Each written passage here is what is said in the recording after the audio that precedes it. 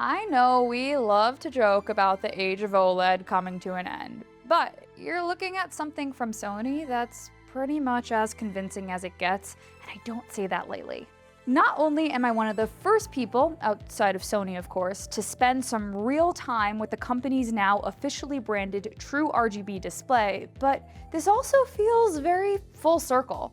We've kind of been on this multi-year journey together, starting back with the 22-bit Mini-LED driver you see here. I first showed you guys this back in the beginning of 2024. This is that, but the RGB version. If you've been following along with me, I really think you'll enjoy seeing all the pieces come together. But if not, don't worry, because in this video, I'll break down what Sony True RGB is, how it compares to competing RGB backlight tech, and more importantly, what it means for the not so distant future of Sony TVs. I've explained RGB Mini-LED here on the channel a couple of times before, specifically Sony's version, but to make things simple for the sake of this video, True RGB is the brand name for Sony's Mini-LED backlight that features 3 individual colored diodes within each individual LED.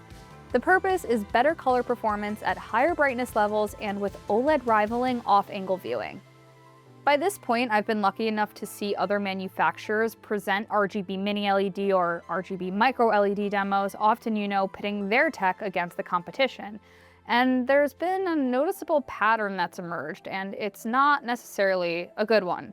In this Sony-controlled demo, a lot of the content I saw on competitor RGB technology, especially in high-contrast scenes, the rivaling backlights defaulted back to whitish blue instead of using the actual intended color portion of the LEDs. Processors in traditional displays only have to manage 1 or 2 diodes per pixel.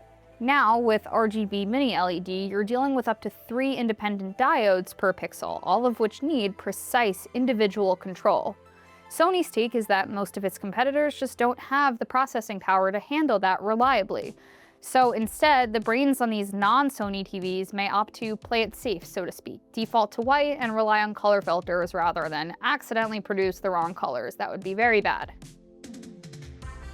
Going based solely on what I saw in both this demo, the one I can show, and some of what I could not film, unfortunately, not only is Sony True RGB backed by the processing power, but if you remember the non-RGB version, the one on the left here, this backlight was already capable of kind of recreating the outlines of images.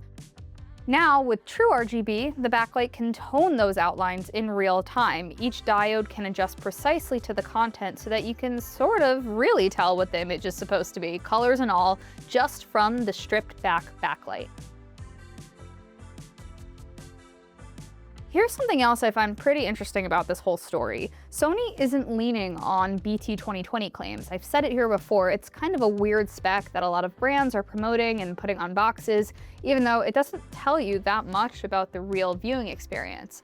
That said, it is a benchmark we'll still absolutely be testing, so make sure you subscribe if you want to see the results from the first True RGB TV, whatever it actually ends up being. Brightness is another spec we're going to talk about more when True RGB makes its way into an actual Sony product. Sony claims to be achieving higher brightness with this display more efficiently. The display is constantly optimizing each LED diode for energy usage while managing strain on the backlight using heat mapping sensors and advanced control algorithms. Again, in this demo, next to competitors, energy output on the True RGB was the lowest, while still hitting higher brightness when we did some spot tests with a spectrometer. To summarize everything I just talked about, this is a display designed for precision in ways really only OLED has been considered capable of achieving. It's about pure color, higher brightness, and accuracy closer to what the artist intended. It also helps that there are no real display size limitations like you do get with OLED. Now, Sony says that its OLED business is not going anywhere, but if we've been following this story, clearly the innovation and efforts are being put into True RGB. So I think that kind of speaks for itself. Okay, so maybe this is not quite the end of OLED, but I do think it's fair to say that it is the start of something bigger, and I will have more to share on that soon, so make sure to throw this video a like and subscribe to the channel so you end up right back here at the right time. Thanks for watching. I'll catch you guys next time.